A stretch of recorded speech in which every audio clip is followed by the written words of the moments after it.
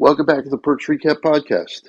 Okay, I have been doing YouTube shorts for my Yankees updates, but I did say from the very beginning that on occasion I would do full-on podcasts that are not going to be very long, like my normal podcast with Al or Jordan, or like an hour and a half or something like that, or over an hour.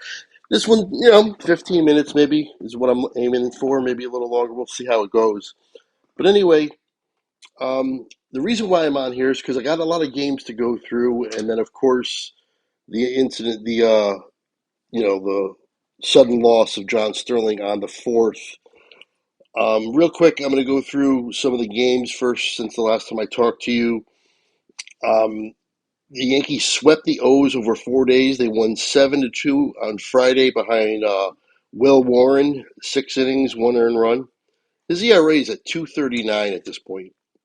At that point. Um, And Rice had hit his 11th home run Saturday, May 2nd.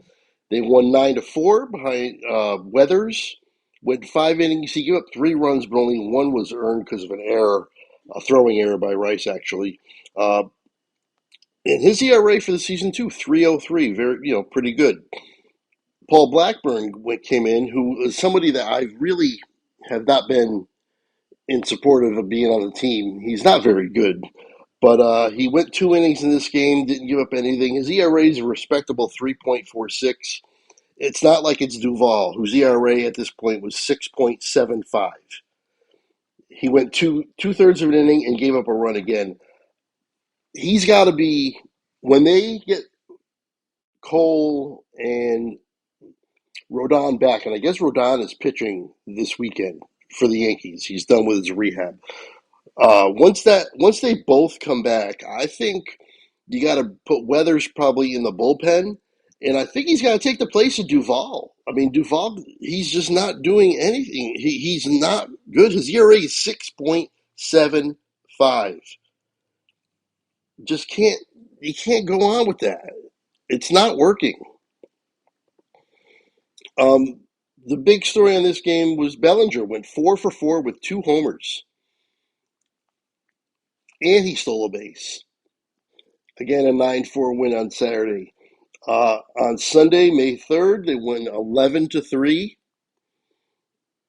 They had a 7-run eighth inning. Judge hit his 13th home run. Rice hit his 12th home run. Dominguez hit his first. Ryan McMahon went 3 for 4. He also stole a base. And I got to say, his average at this point was 200, but from where he was, he's actually pretty hot in terms of the bat. He got his average up to 200, and that was quite a feat because he was so far. I mean, I think he was in like the 160 range or something, maybe even lower. Either way, he was really, really had a rough start, and he's heating up now. We'll see how long that lasts, obviously. Fried really didn't have it. I'm hoping that it wasn't a blister because a blister could be a big problem and can be a problem in terms of him um, possibly not being, miss a start or two to get that taken care of, or let that settle down and get it down and back so he could pitch, because he's had blister problems throughout his career. He kept looking at his hand during this game, and he obviously did not have it in terms of his stuff. He went 5 1/3 innings. He kind of gutted that out and gave up 3 runs, 3 walks. His ERA still is only 2.39 for the season, not bad at all. But you got to give it to the bullpen for this game. They picked up the slack. They were asked to put give 3 2/3 innings between Hedrick, Cruz, and Bednar, and nobody gave up anything. Hedrick has been a godsend. His ERA 1.59. Cruz has got the nasty stuff, sometimes control problems, but his ERA 2.84. And Bednar had gotten his down to 3.29. You know how I feel about Bednar. I don't have 100% faith in him, but I do think that he's a serviceable closer, but I still am a little shaky with him. I still think a guy like Heel can go into the bullpen and actually possibly be the closer. I think that highly of him. I think that highly of his stuff, and I think that maybe he's just not made to be a starter. And he goes down to two, maybe three pitches at the most, and can really hone in on the fastball and give it everything for one inning. And I think he might be able to do that. At least I would at least like to see it. I'd like to at least see that again when these guys come back, Rodon and Cole. But I think for sure Weathers is going in the bullpen. That's no doubt. And he should be very good as well because he's done that before as well. He's done that. Okay, Monday, May 4th, the Yankees win 12-1. 6-run eighth inning again. After the eighth inning the day before where they get 7 runs, the next day they come back and get 6 runs in the eighth. Judge hit his 14th home run. He had 4 RBIs. He's up to 272. He was in the low 200s for a while. He's starting to get the average back up. Bellinger just on fire. 3 RBIs. He's up to 274. Again, another guy who started out slow. Jazz, 2 stolen bases, up to 11 stolen bases.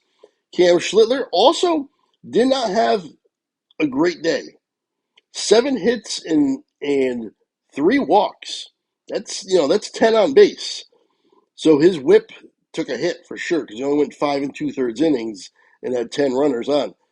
But he only gave up 1 earned run. So that means Cam Schlittler did not have his great stuff. Gave up some hits. Had traffic on the base. Still gutted out 5 2/3 innings and only gave up 1 run.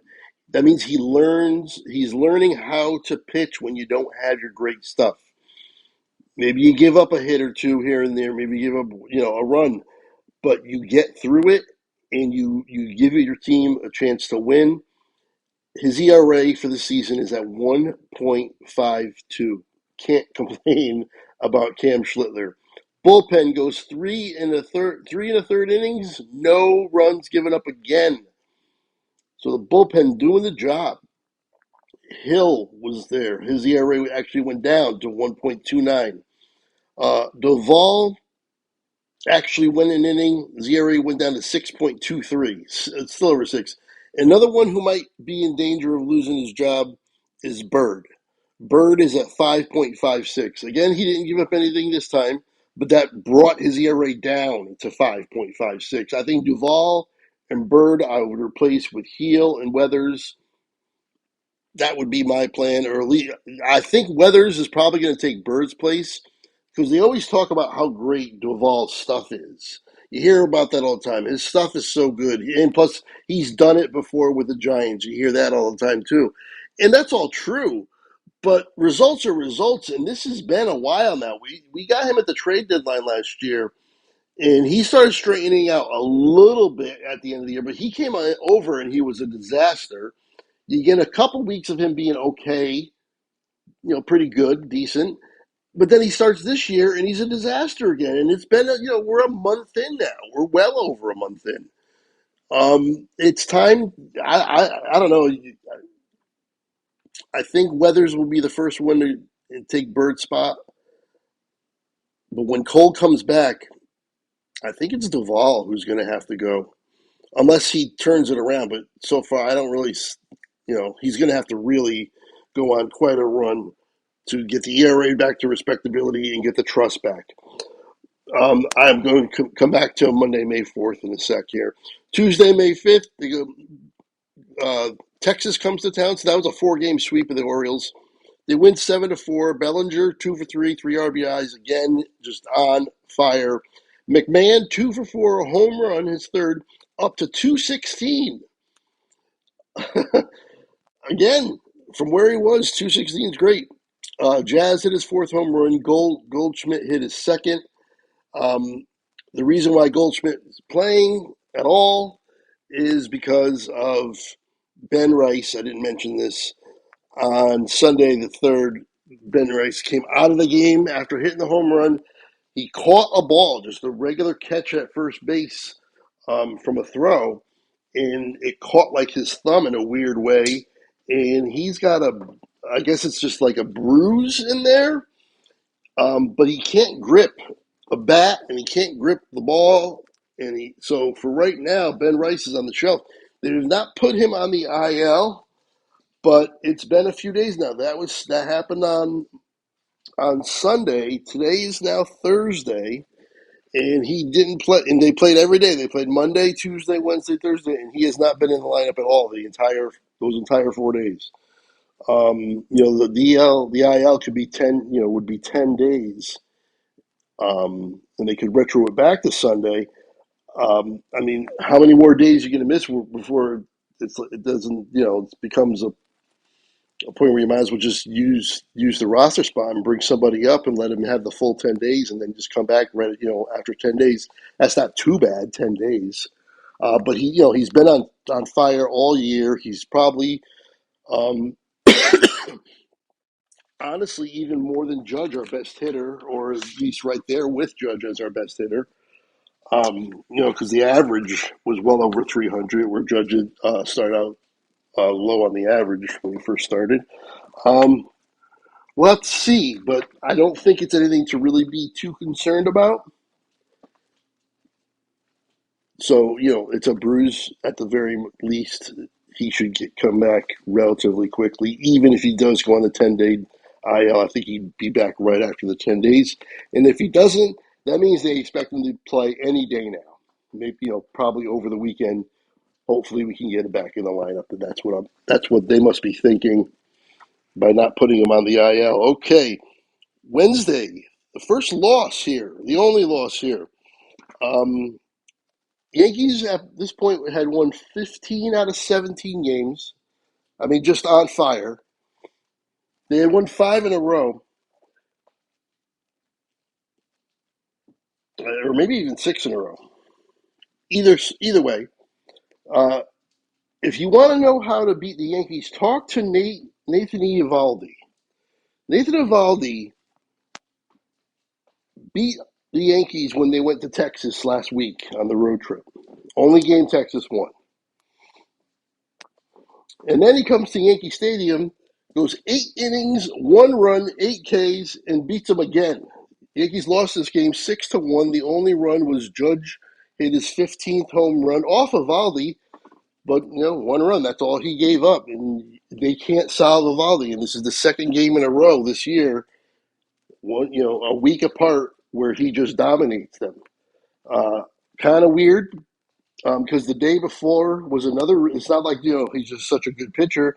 His his year has not been that great. His ERA is well over 4, and I think even with that win, his ERA is still over 4, and he's only like 4-4 on the season for winning and losing.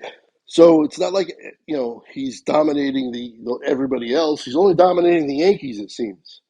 The day before was the Mets former pitcher. Why am I blanking on his name? And of course, I didn't write it down. I apologize. If you know, me and Al sometimes we we don't get our brain situated right, and I'll get it. Hold on 1 second. Oh, DeGrom. Yes, of course.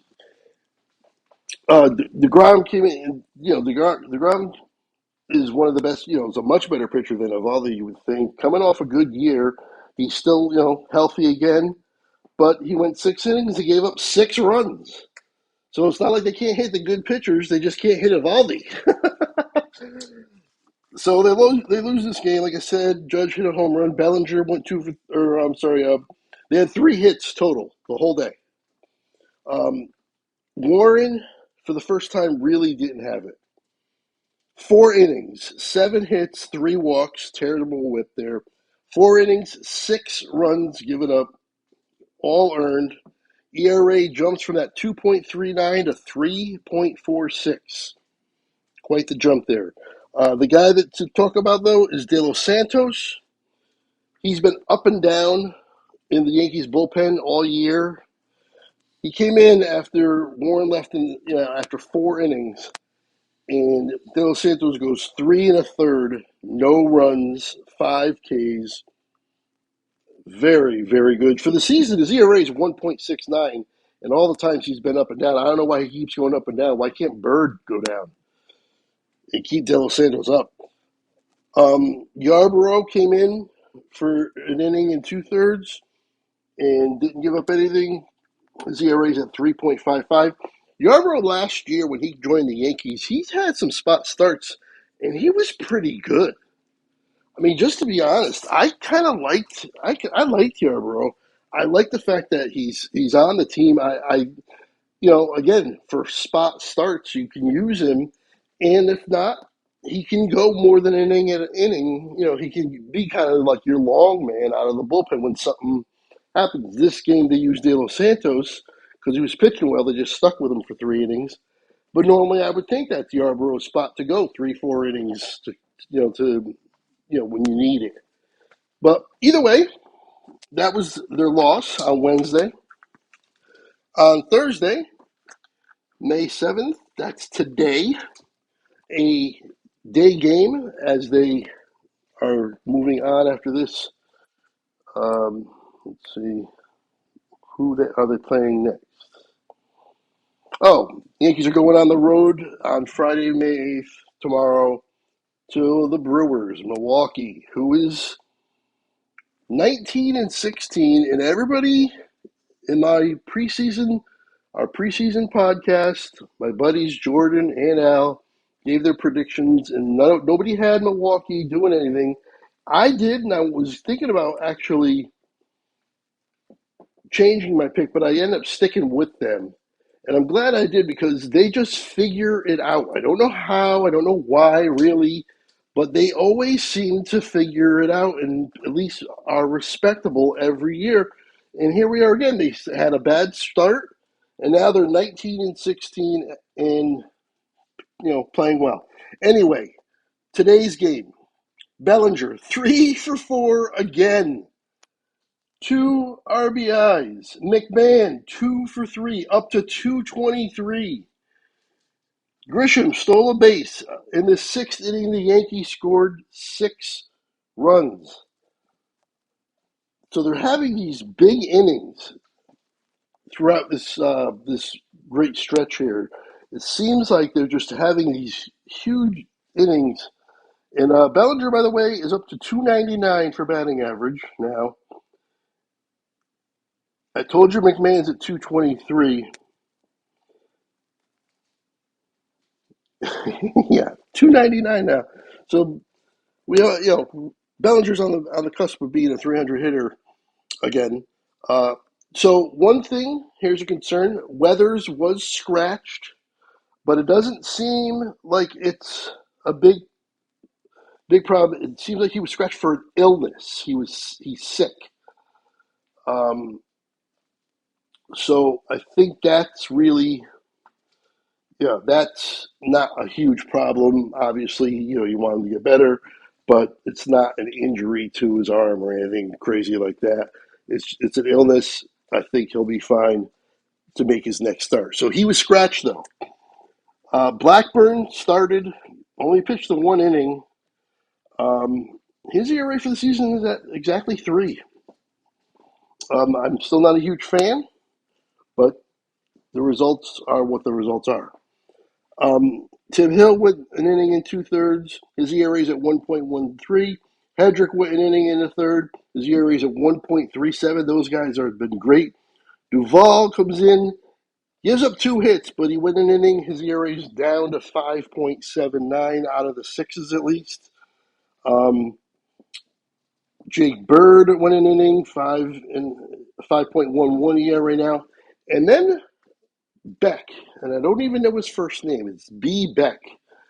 I didn't catch it, and he went 3 innings. He gave them the length, and he did give up 2 runs, but 3 walks.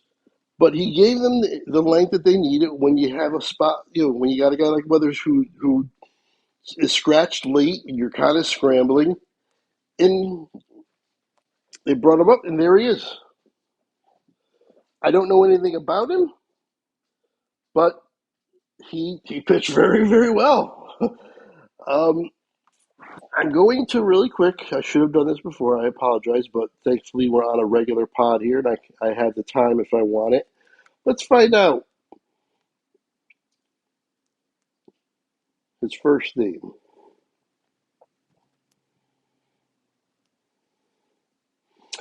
Brendan Beck. He's actually 27.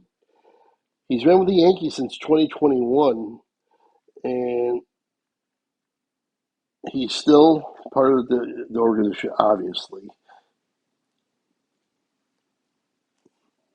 Yeah, he had a really good season debut. He had 9 strikeouts in the minors, and yeah, so that's who it was. Brendan Beck came in, pitched really, really well, and not really well because he did give up 2 runs, but it's his first time out, and the Yankees needed the 3 innings, and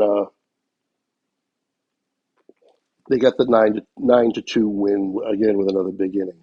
Okay, so you got the weather's concerned with the illness. Hopefully, something you can come right back from and be fine. You got Rodon coming off the IL soon. Be interesting to see what they do with that roster move. Dominguez ran into the wall today and is in concussion protocol. I think that's 7 days minimum. Is this where we finally see Spencer Jones? You need an outfielder. Spencer Jones is still sitting there. He's still mashing. He hit another homer the other day. I saw it. I mean, he could play center or left. I think he'd be fine in left. Um, I would give Spencer Jones the chance for the next 7 days. And when Rodon comes, I guess a kid like Beck would have to go back down, or maybe De Los Santos. Um, I would put Jake Bird down, but I would when Rodon comes back, I would do something with the pitching staff in terms of bringing somebody down, releasing somebody, whatever the case may be, DFAing somebody. That's what I would do when Rodon comes back. I would not touch a batter when Rodon comes back in terms of dropping somebody back down the minors.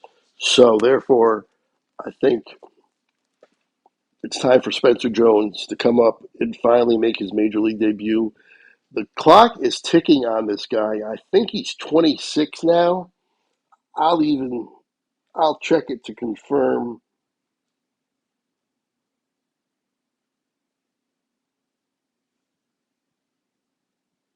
Okay, I'm sorry. He's 24.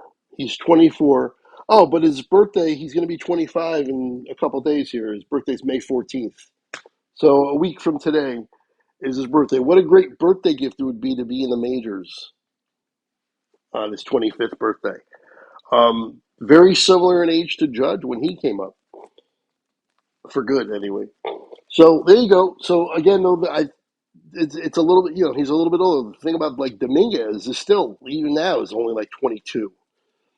Same thing, Volpe's like 23 or 24 maybe. But he's 24, but he's been in the majors 3 years already. Uh, so I'd like to see this kid. I'd like to see Spencer Jones once again. And again, hopefully Dominguez is okay, and we'll see what we do once he's ready to come back. But I think, like I said, 7 days at least for the concussion protocol, and he had a shoulder MRI coming because he banged his shoulder against that wall. And then, of course, like I was talking about, you got Ben Rice with the hand. Hopefully, we'll see him over the weekend. If not, he'll probably be retroactive to 10 days, and still would be back in the middle of next week anyway. So hopefully, that's all that is. And health wise, the Yankees are getting there. And Rodon coming back. Cole is making rehab starts. He's not pitching all that well, to be honest. I think he went 5 innings last time, and he gave up 5 runs or 6 runs, something like that. But at this point, you just want to see him get his velocity up, which it was 97, 98 in that range, which is about where it normally is. Um, and you just want to see him, recover and be able to go back out there and pitch consistently. I think they want to get him to come back fully ready in terms of being not having to come back and go 5 innings, throw 60 pitches or 75 pitches. They want him to come back and be able to go whatever 100 pitches takes him to. I think they want him to be up to 100 ready to go, basically as in his normal starts. No easing him in. So that might be another start or two for him before he comes back. Anyway, I was a Yankee fan in the early 80s. My first game, I believe, I don't really know for sure, to be honest. It was a night game against the A's in the summer. And I believe they lost. And then it was 1984, I believe, was my first game. I was like 9 years old, maybe 10, in that range, maybe 85, something like that. Maybe 83. I don't really know. But anyway, the thing was, we had 3 TVs in our house. My grandmother was on one TV, my mother had the other TV, and my grandfather had the TV in the living room. That's where he sat. He had the grandpa chair, And in the summertime, I didn't have a bedtime per se, really. Um, Even at a young age, they let me stay up not crazy late. If if it was like 11 or something, they'd be like, go to bed. But 10 o'clock was okay. That's when the Yankee games usually were ending anyway, and that's how I would go to bed after the games. But my grandfather, the reason why I became a Yankee fan is because I'm not watching, the Golden Girls with my grandmother. My mother had a black and white TV in the kitchen, and I wasn't going to watch that. It was small. So I watched in the living room, and my grandfather would watch the Yankees every night. So I was there watching the Yankees every single night, and Don Mattingly became my guy.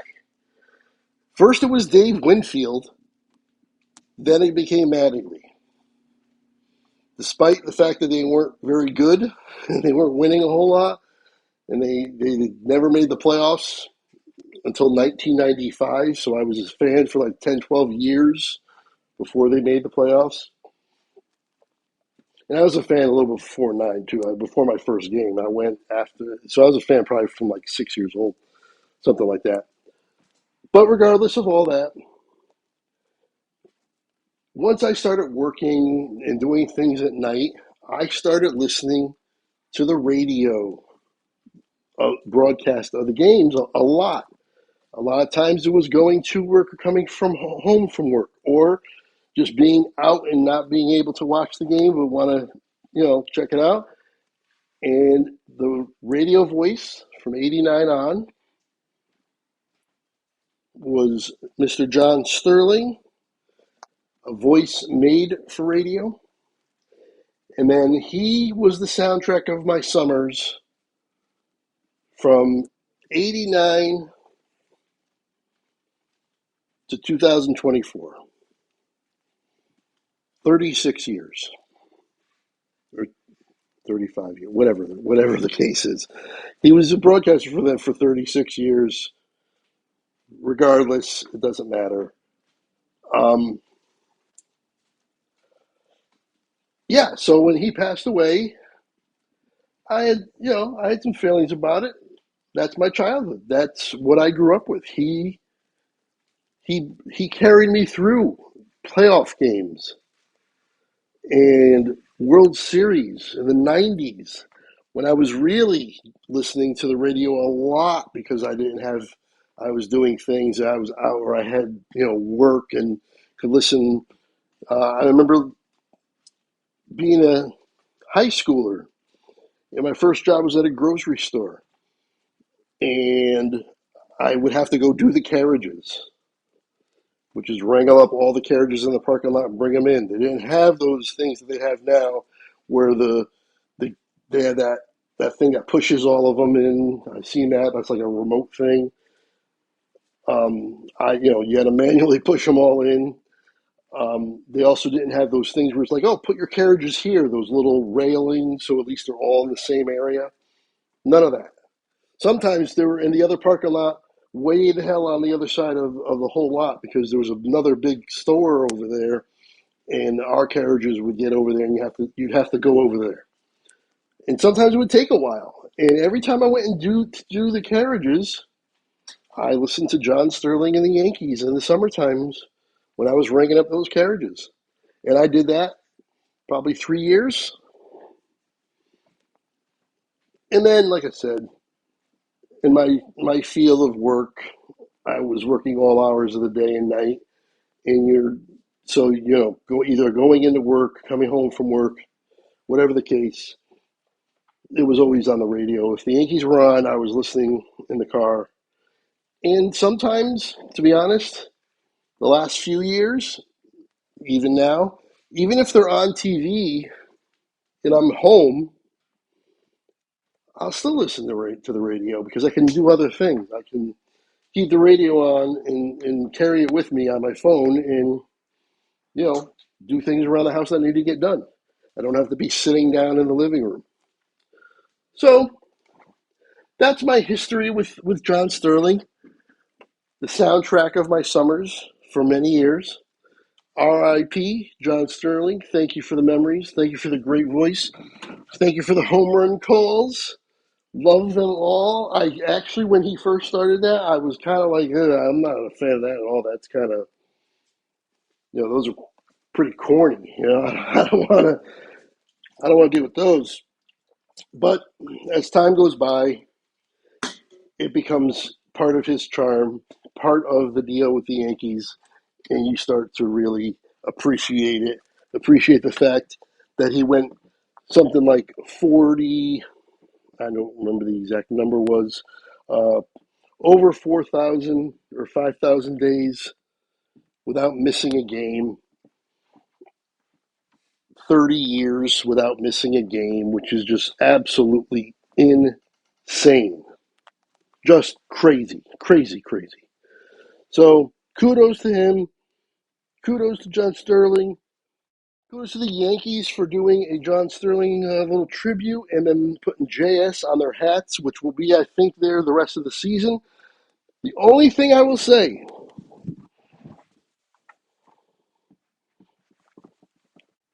sorry about that. The only thing I will say is at the end of the day, at the end of the game on May 4th, if you ever been to Yankee Stadium, when they win, they play New York, New York, which is changed this year for the first time. When they lose, they don't play New York, New York. They used to. They used to play it after every game, no matter what. Now it's only if they win they play New York, New York.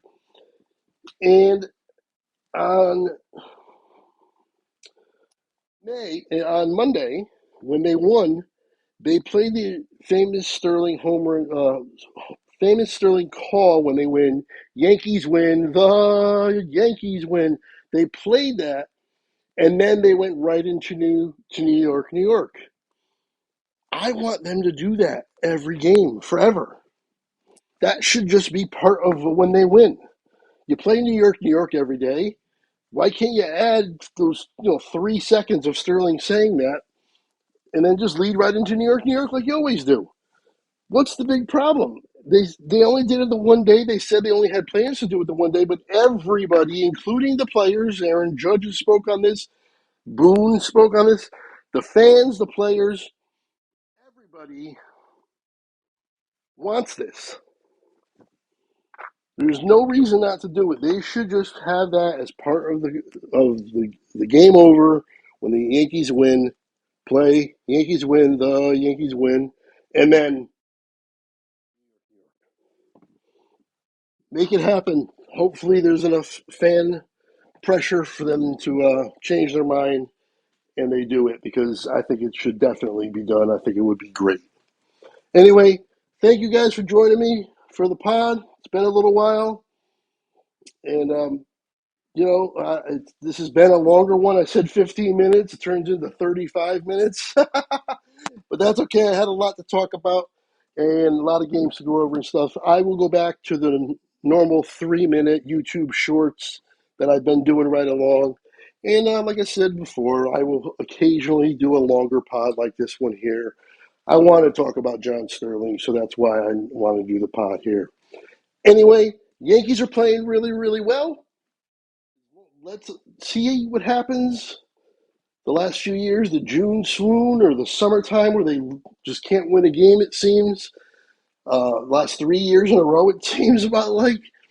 I want to see if they can avoid that this year for the first time because they have not been able to. Even if they're just playing okay, like 500 ball, just don't be a complete disaster because that's what it's been. It's not 500 ball. They go. They play 25 games in June. They go something like 10-15 or something. That's usually what they do, or 8-17. Um, so let's avoid that. That's the only thing I want to see now. And then I'll start to really buy in that this team might be different. This team might be better equipped and just better overall to continue on. Stanton still is not back. He's another injury concern with the calf. I don't know how long he's going to be gone. And to be honest, I think he might be gone a while. Those calves are tricky, and they take usually a couple months. I don't think we're going to see Stanton until maybe June or July. Probably, maybe we can look at maybe like July 1st as maybe he can get back by then. But anyway, that's going to do it. Thank you once again for joining me. Until next time, I will see you later.